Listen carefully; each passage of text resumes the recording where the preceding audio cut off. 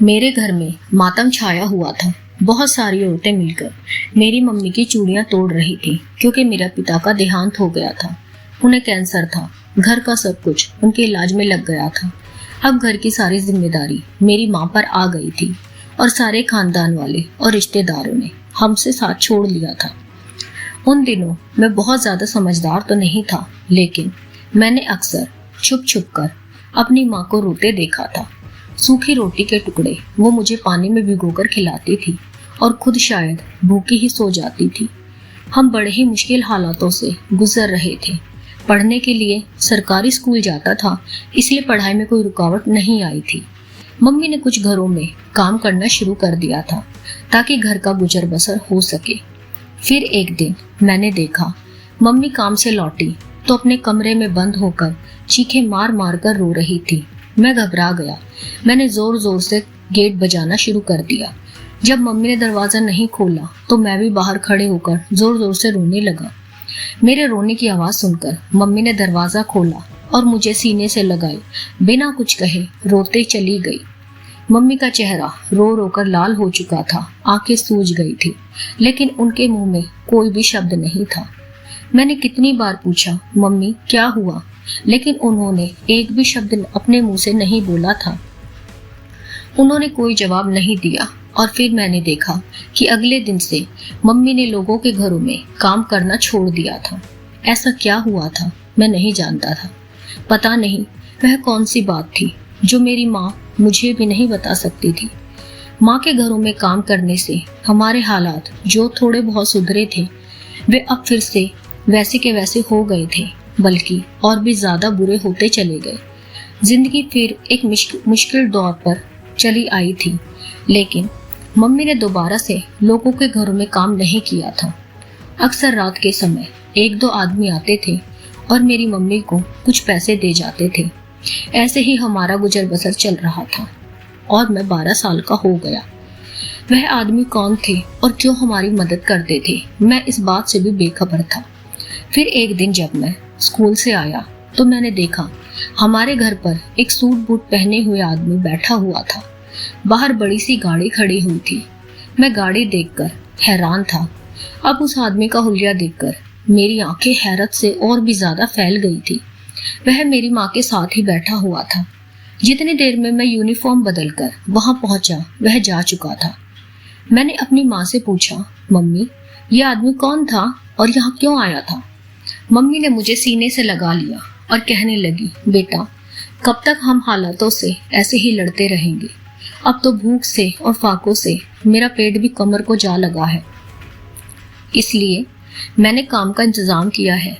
यह आदमी मेरे लिए काम लेकर आया था और अब तेरी माँ नौकरी किया करेगी। मम्मी की बात सुनकर मैं बहुत हैरान था, क्योंकि पिछले 2 साल से मम्मी यही कहती थी, काश मेरे पास कोई हुनर होता तो मैं कोई काम कर लेती, पढ़ी लिखी होती तो कोई नौकरी कर लेती। और आज अचानक मम्मी को काम कैसे मिल गया था? यह आदमी कौन था जो हमारे घर आया था, वह भी मम्मी के लिए काम लेकर? मैंने तो उस आदमी को पहली बार देखा था। मम्मी ने मेरी आंखों में इतने सारे सवाल देखे तो मेरे सर पर हाथ फिरते हुए बोली, देख बेटा, आज रात से ही मुझे काम पर जाना है। एक बहुत बड़ी हवेली है, उसमें ही मुझे काम करना है। मैं रात को जाऊंगी और सुबह लौट आऊंगी।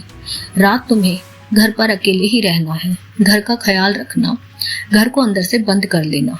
तुम घर के इकलौते मर्द हो और अब तुम्हारी जिम्मेदारी है कि तुम मेरा साथ दो। मम्मी की बात सुनकर मैंने कहा, मम्मी आप परेशान मत हो, मैं अकेला रहूंगा, लेकिन आप सारी रात कैसे काम करेंगी? रात तो सोने के लिए होती है। आप लोगों से कह दें कि वे लोग दिन में आपसे काम करवा ले। मेरी बात सुनकर मेरी माँ के चेहरे पर एक अजीब सी मुस्कुराहट फैल गई थी। कहने लगी, बेटा काम का एक खास समय होता है और हवेली में जो काम मुझे मिला है वह रात को ही हो सकता है। तुम बस अपनी पढ़ाई पर ध्यान दो, पढ़ लिख कर बड़े आदमी बन जाओ, बस मेरी यही इच्छा है।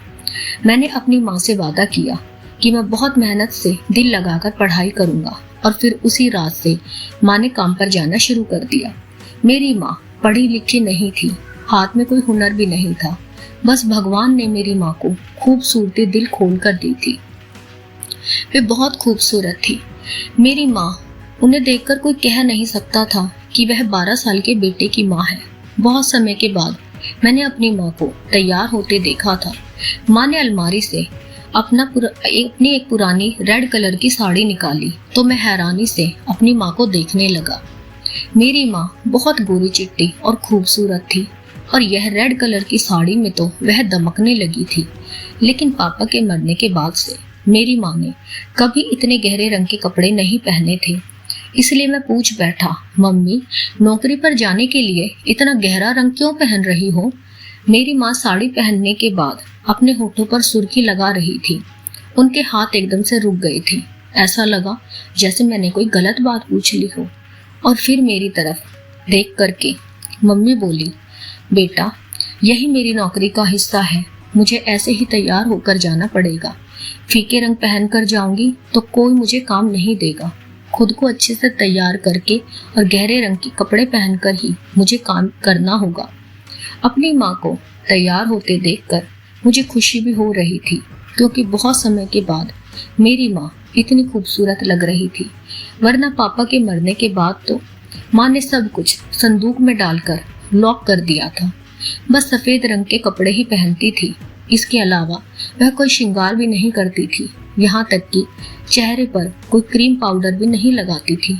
लेकिन आज अपनी माँ को इतने अच्छे से तैयार होते देखकर मुझे खुशी हो रही थी।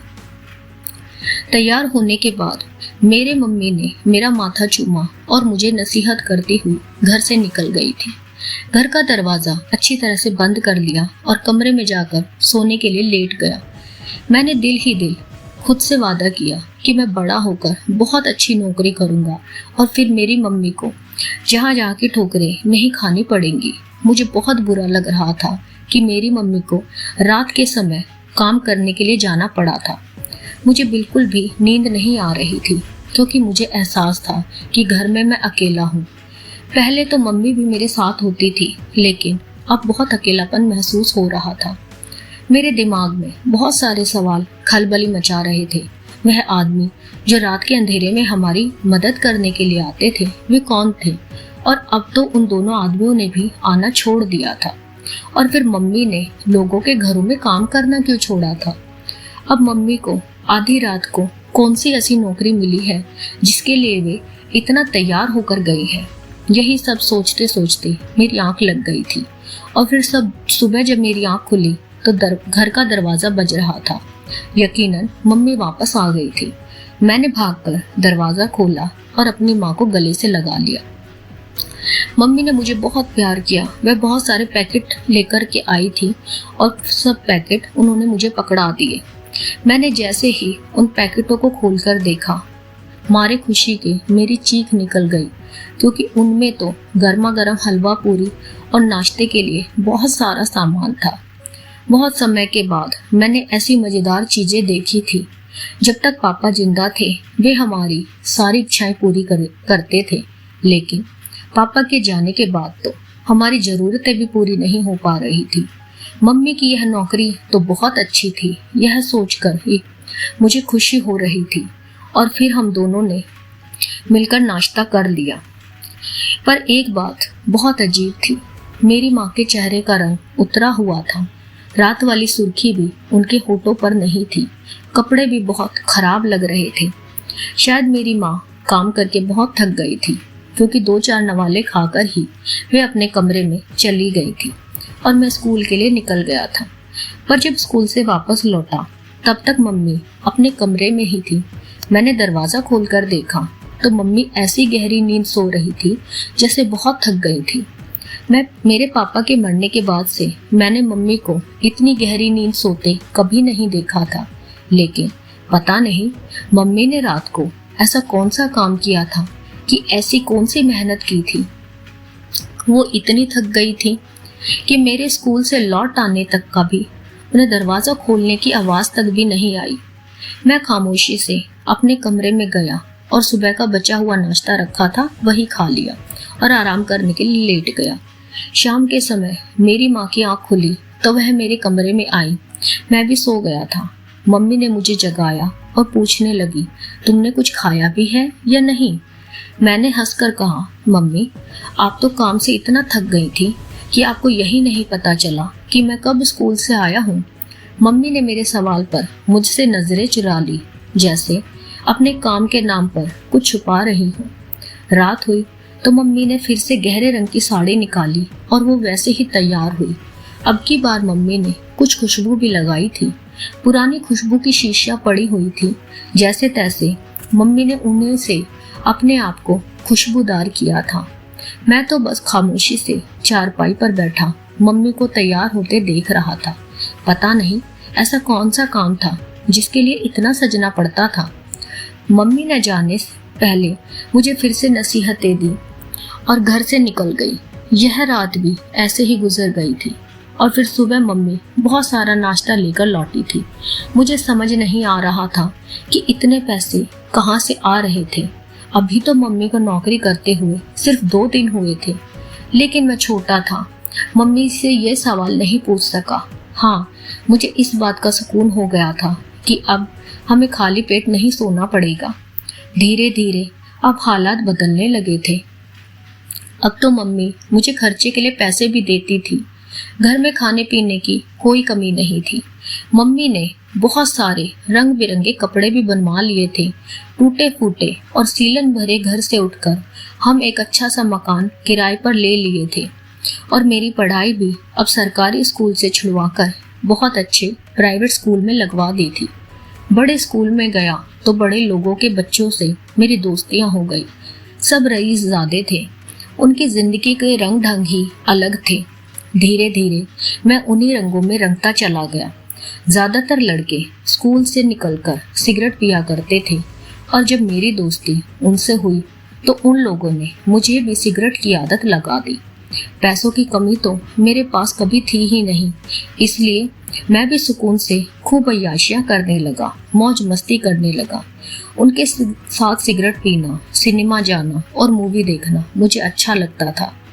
मम्मी रात को काम के लिए चली जाती तो मैं दोस्तों को अपने घर बुला लेता। सब दोस्त मेरे घर आकर मूवीज देखते और मम्मी के आने से पहले वापस चले जाते।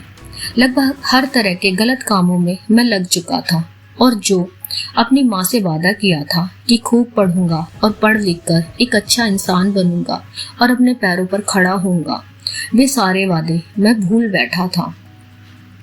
अब तो मैं इतनी गलत आदतों में पड़ चुका था कि कभी कभार शराब भी पीने लगा था। बस इतनी सावधानी करता था कि मम्मी को मेरी इन हरकतों का पता ना चले, लेकिन माँ तो माँ होती है। ऐसी औलाद के बारे में खुद ब खुद अंदाजा हो जाता है। एक सुबह मेरी माँ घर आई तो मैं अपने कमरे में ही था। मम्मी नाश्ता रखकर मेरे पास आई और फिर एकदम से ही उनके चेहरे का रंग बदल गया था। वह मुझसे पूछने लगी, तुम सारी रात क्या करते हो? मैं घबरा गया और झूठ बोल दिया कि माँ, रात को तो मैं सो जाता हूँ। उन्होंने गौर से मुझे देखा और कहने लगी, झूठ मत बोलो रोहित, मुझे लगा कि तुम मेरे पीछे कुछ गलत काम करते हो।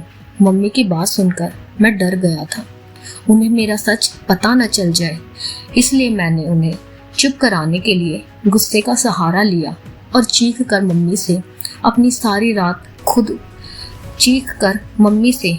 मम्मी पर ही इल्जाम लगा दिया कि आप सारी रात तो घर से बाहर रहती हो और मुझ पर इल्जाम लगा रही हो कि मैं कुछ गलत करूँगा। मैं क्या गलत करूँगा? अकेला सारी रात घर पर पड़ा रहता हूँ, सुबह कॉलेज के लिए निकल जाता हूँ और सारा दिन पढ़ाई करता हूँ। आप तो सारी रात सोकर गुजार देती हो। आपके पास मेरे लिए समय ही कहाँ है?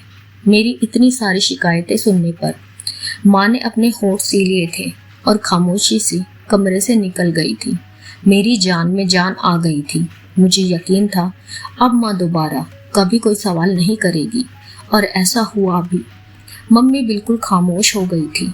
मैंने भी इस बात का भरपूर फायदा उठाया और अब मैं गलत कामों में और भी ज्यादा आगे बढ़ गया। अब तो कभी कभी मैं ड्रग्स भी लेने लगा था। मेरे घर पर ही नशे की महफिल जमती थी। मैं 18 साल का होने वाला था और कॉलेज में था। अब तो मैं दोस्तों के साथ बेहुदा टाइप की मूवीज भी देखने लगा। जब एक दिन मेरे एक दोस्त ने कहा, यार कब तक हम ऐसे ही मूवीज देख देख कर दिल बहलाते रहेंगे? क्यों ना आज हम किसी ऐसी जगह चले जहाँ यह सब कुछ हमें असलियत में मिल जाए। अपने दोस्त की बात मुझे समझ नहीं आई और मैंने हैरत से पूछा, यह कैसे मुमकिन है? मेरी बात पर वह जोर से हंसकर बोला, अरे क्या तुम्हें मालूम नहीं, अमीर मर्द अपनी औरतों से ज्यादा दूसरी औरतों से अपना दिल बहलाते हैं। मेरा बाप मेरी माँ को बिल्कुल पसंद नहीं करता। वह आए दिन ऐसी जगह जाता रहता है जहाँ आसानी से दूसरी औरत उसे मिल जाती है। मेरे ड्राइवर को ऐसी सब जगहों के बारे में पता है। मैं उससे कहता हूँ वह रात को हमें वहीं लेकर जाएगा। यह सुनकर पहले तो मैं डर गया था, क्योंकि मैं आज तक किसी ऐसी जगह नहीं गया था। यह सोचकर मैं परेशान हो रहा था, भला मैं किसी औरत के साथ वक्त कैसे गुजारूंगा। लेकिन फिर मेरा दोस्त कहने लगा, तेरी माँ कौन सा रात को घर पर होती है, उसे पता भी नहीं चलेगा, और बस एक रात की ही तो बात है। सब दोस्तों ने मिलकर मुझे मना लिया था और मैं खुद ब खुद वहां जाने के लिए तैयार हो गया। और फिर इसी दोस्त के ड्राइवर ने हमें उस जगह पहुंचा दिया जहां पर औरतों की एक मंडी सी लगी हुई थी। हर जगह बनी सवरी औरतें थीं जो अर्धनग्न थीं। आधी रात को भी वह जगह खूब रोशन थी। मैं और मेरे दोस्त एक बड़े से मकान में गए जहां एक बड़ी उम्र की औरत बैठी थी। उसका हुलिया बहुत ही अजीब सा था। हम 7 लड़कों को देखकर वह बहुत खुश हुई और कहने लगी कि बहुत कम दामों में तुम्हें बहुत खूबसूरत औरतें मिल जाएंगी, लेकिन मेरी कोठी के सिवा कहीं मत जाना। मेरे दोस्त ने उससे वादा किया कि हम हमेशा इसी कोठे पर आएंगे। उसने हम सारे दोस्तों को अलग अलग कमरे में भेज दिया। मुझे तो डर बहुत लग रहा था, क्योंकि मैं आज तक किसी ऐसी जगह नहीं आया था। यह मेरा पहली बार था, लेकिन यहाँ आने से पहले मेरे दोस्तों ने मुझे ड्रग्स दे दी थी, जो धीरे धीरे मेरे होशो-हवासों पर सवार हो रही थी। मैं कमरे के अंदर दाखिल हुआ तो वहाँ बहुत ही हल्की रोशनी थी और एक औरत खिड़की की तरफ मुंह करके खड़ी थी। मैं धीरे धीरे अंदर कमरे में गया और जैसे ही वह औरत मेरी तरफ मुड़ी, मेरे कदमों तले जमीन निकल गई, क्योंकि मुझे अपनी आंखों पर विश्वास नहीं हुआ। क्योंकि जो औरत मेरे सामने खड़ी थी वह कोई और नहीं बल्कि मेरी सगी माँ थी। मुझे अपने सामने खड़ा देखकर मेरी माँ की आंखें भी हैरत से खुल गई थी। उनके होठ पर ताला लग गया था। वह बस फटी आंखों से मुझे देख रही थी और मैं भी अपनी माँ को फटी आंखों से देख रहा था। हम दोनों के बीच खामोशी थी और वह खामोशी मौत से भी ज्यादा बदतर थी। कितनी देर ऐसे ही गुजर गई थी और फिर मैंने बड़ी मुश्किल से हकलाते हुए अपनी माँ से पूछा, मम्मी आप यहाँ क्या कर रही हो? यहाँ पर आपका क्या काम है? आपने तो कहा था कि आप नौकरी करती हो, फिर यहाँ क्या कर रही हो? माँ की आंखों से आंसू बहने लगे। उन्होंने मेरी बात का कोई जवाब नहीं दिया तो मुझे गुस्सा आ गया। मैं गुस्से से अपनी माँ की कलाई पकड़ लिया और नफरत से पूछा, बताओ आप यहाँ क्या कर रही हो?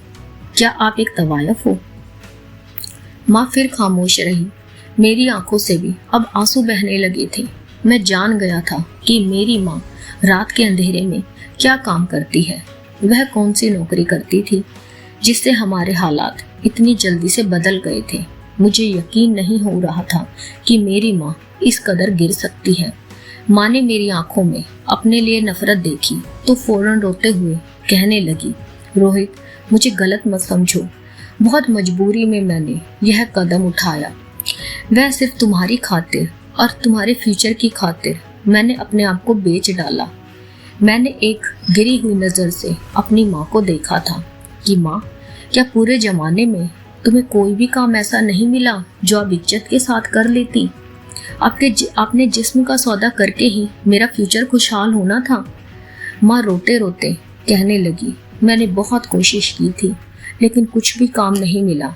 तुम्हारे पापा के जाने के बाद मर्द भूखे भेड़िए की तरह मुझ पर हमला करने के लिए तैयार रहते थे।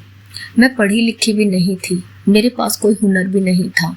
कम उम्र में शादी कर दी गई थी। इसलिए जब तुम्हारे पिता गुजरे तो मैंने लोगों के घरों में काम करना शुरू कर दिया। तुम्हें मालूम है, हर घर में कोई ना कोई मर्द होता था जिसकी गंदी नजर मेरे शरीर को खाने लगती, और फिर धीरे धीरे उन मर्दों को जब भी मौका मिलता वे मेरी इज्जत से खिलवाड़ करने की कोशिश करते। इन्हीं सब बातों से तंग आकर मैंने लोगों के घरों में जाना छोड़ दिया था। उसके बाद तुम्हारे पापा के 2 दोस्त मेरी मदद करने के लिए आया करते थे। मुझे लगा था वह हमारी हमदर्दी से आते हैं, उन्हें हमारा ख्याल है। लेकिन कुछ दिनों की मदद के बाद उन्होंने अपनी असली रंग दिखाना शुरू कर दिया। वे जानबूझकर रात के अंधेरे में आते और पैसे देने के बहाने मेरी इज्जत पर हाथ डालने की कोशिश करते। पहले तो मैं उन्हें टालती रही थी और तुम्हारी खातिर उनसे पैसे लेती रही, लेकिन जब बात हद से गुजरने लगी तो मैं अब उनका सहारा छोड़ चुकी थी। तुम्हें याद है कि हमारे घर पर एक समय रोटी भी नहीं होती थी। हम लोग भूखे रहने लगे थे, किसी को हमारा ख्याल नहीं था। उसी वक्त एक आदमी जो हमारी मदद करता था, और फिर ऐसे में एक आदमी हमारे घर आया। उसे पता चला कि मैं विधवा हूँ और बहुत मजबूर हूँ। उसने मुझे कहीं रास्ते में देखा था और इसीलिए उस दिन वह हमारे घर चला आया।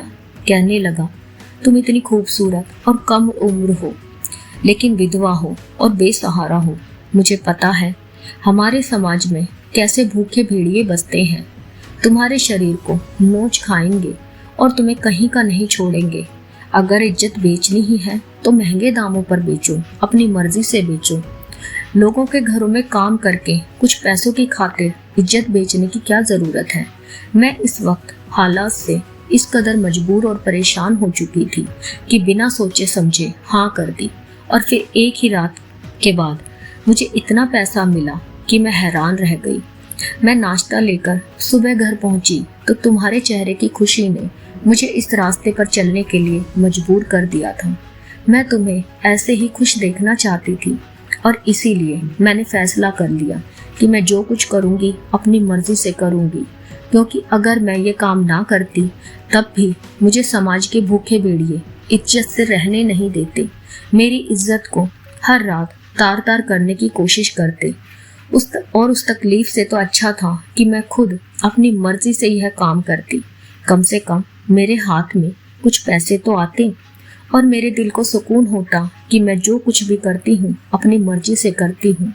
और इसीलिए हर रात मैं अपने आप का सौदा करने लगी।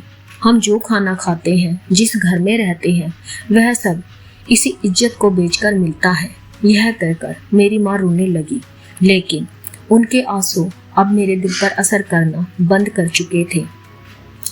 यह बात मुझसे बर्दाश्त नहीं हो रही थी कि मेरी माँ इतने सालों से दूसरों के बिस्तर की रौनक बनती आई है। अपनी माँ की सारी समस्याएं मुझे सिर्फ बहाने लग रहे थे। उन्होंने कहा था कि यह सब उन्होंने मेरे लिए किया था, लेकिन मुझे लग रहा था कि माँ ने यह सब कुछ अपनी मर्जी से किया था। उस वक्त नशा मुझ पर सवार होने लगा था।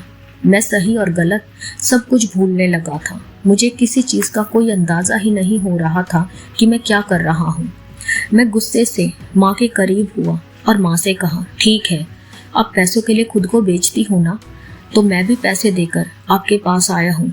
अब मेरी खातिर भी अपने आप को पेश कर दो, नहीं तो मैं वापस नहीं जाऊँगा। मेरी बात सुनते ही मेरी माँ ने हैरत भरी आंखों से मुझे देखा। उन्हें विश्वास नहीं हो रहा था कि मैं ये क्या बोल रहा हूँ। शायद मेरी गलत संगत का असर मेरे ऊपर था या ड्रग्स का नशा था कि मैं सही और गलत का अंतर ही भूल गया था। मेरी माँ ने मुझे एक जोरदार थप्पड़ मारा और कहने लगी, तेरा फ्यूचर बनाने के लिए मैंने खुद को बेच दिया और तू मुझे ही खरीदना चाहता है, उन पैसों से जो पैसे मुझे खुद को बेचकर ही तुझे मिले हैं।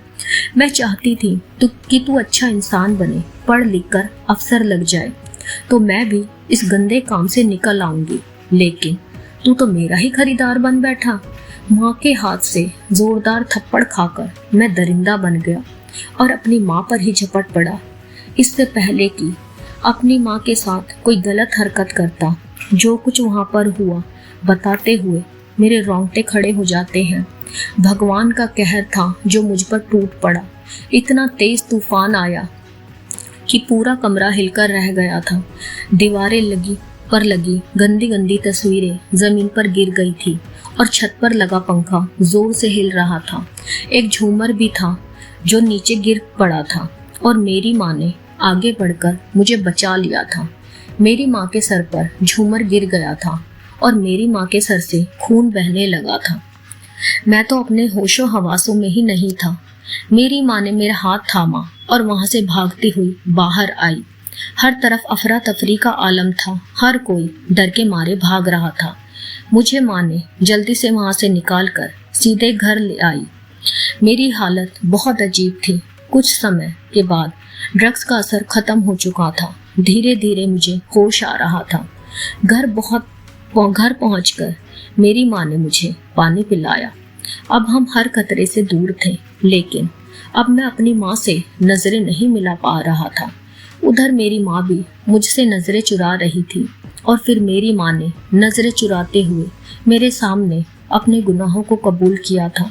लेकिन माँ से भी कहीं ज्यादा गुनाहगार तो मैं था। मेरी माँ ने सब कुछ मेरे फ्यूचर और मेरी भलाई के लिए किया था और मैंने वह सब मिट्टी में मिला दिया था। यहाँ तक कि माँ के साथ कितनी घटिया और नीच हरकत कर दी थी। मैं अपनी माँ से नजरें मिलाने की हिम्मत भी नहीं कर पा रहा था। हिम्मत करके मैंने अपनी माँ से माफ़ी मांगी और कहा, मुझे माफ़ कर दो माँ। नशे की हालत में मुझे एहसास ही नहीं था कि मैं क्या कर रहा हूँ। जो कुछ भी किया उसे सोचते हुए भी मुझे शर्म आ रही है और खुद से घिन महसूस हो रही है। मुझे माफ़ कर दो। मेरे जुड़े हुए हाथ मेरी माँ ने पकड़ लिए और कहने लगी, मैंने तुझे हराम का निवाला खिलाया था, हराम की कमाई खिलाई थी। फिर कैसे सोच लिया कि तू सही रास्ते पर चलेगा। तेरे पेट में हराम और गंदगी की कमाई का खाना है, इसीलिए तो तुझे हराम और हलाल की पहचान नहीं रही और अपनी माँ की इज्जत पर ही हाथ डालने से बाज नहीं आया। मुझे भी माफ़ कर दे। मैं आज के बाद कोई भी गलत काम नहीं करूँगी। कभी तुझे नाजायज कमाई का निवाला नहीं खिलाऊंगी। हम दोनों मेहनत करेंगे। मैंने भी अपनी माँ से वादा किया था कि मैं कभी भी आपको तंग नहीं करूँगा, कोई जिद नहीं करूँगा। मैं 18 साल का जवान लड़का था और अब मैं मेहनत मजदूरी के काबिल था। जो समय गुजर गया था हम दोनों भूलने को तैयार थे। बस हमने अपने भगवान से माफ़ी मांग ली थी ताकि हमारे अतीत के सारे पाप धुल जाएं। बस आप लोगों से यही विनती है कि आप अपनी औलाद को कभी भी नाजायज कमाई का निवाला ना खिलाएं, क्योंकि नाजायज खाने वाली औलाद कभी भी भलाई और जायज काम नहीं कर सकती और इस समाज में मौजूद विधवा औरतों को जीने का हक दे। उन्हें इस कदर परेशान न करें कि वह खुद ही जिस्म फरोशी के अड्डों पर बैठ जाए। दोस्तों, उम्मीद है कि आपको मेरी ये कहानी ज़रूर पसंद आई होगी। प्लीज़ दोस्तों, मुझे आपके सपोर्ट की बहुत आवश्यकता है। प्लीज़ मेरे चैनल को लाइक एंड सब्सक्राइब करके मेरा हौसला बढ़ाएं ताकि मैं ऐसी ही रोचक और मन को